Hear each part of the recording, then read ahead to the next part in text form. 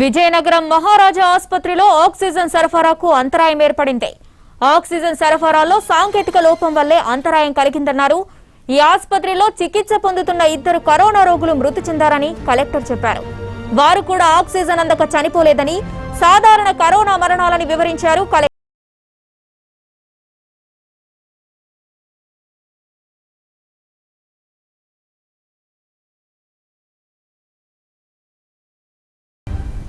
మహారాజా ఆసుపత్రిలో ఆక్సిజన్ కొరతకు సంబంధించి మరింత సమాచారం మా ప్రతినిధి బాలకృష్ణ అందిస్తారు.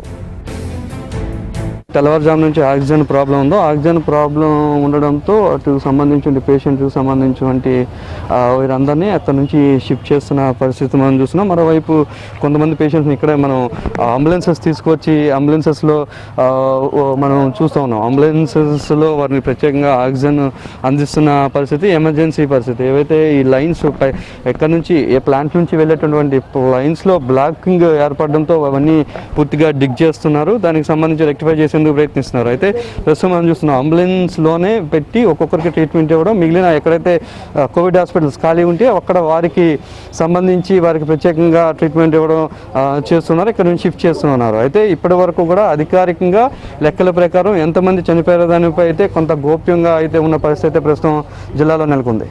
కేవలం అనిల్తో బాలకృష్ణ, ఎన్టీవీ విజయనగరం జిల్లా.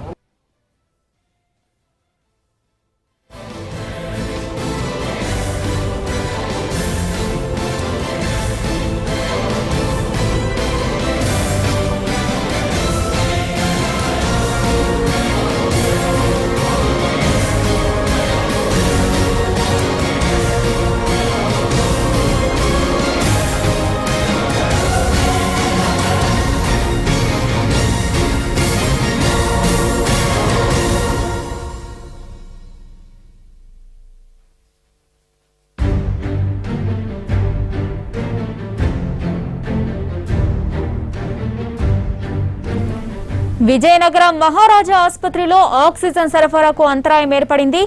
ఆక్సిజన్ సరఫరాలో సాంకేతిక లోపం వల్లే అంతరాయం కలిగిందన్నారు. ఈ ఆసుపత్రిలో చికిత్స పొందుతున్న 2 కరోనా రోగులు మృతి చెందారని కలెక్టర్ చెప్పారు. వారు కూడా ఆక్సిజన్ అందక చనిపోలేదని, సాధారణ కరోనా మరణాలని వివరించారు కలెక్టర్.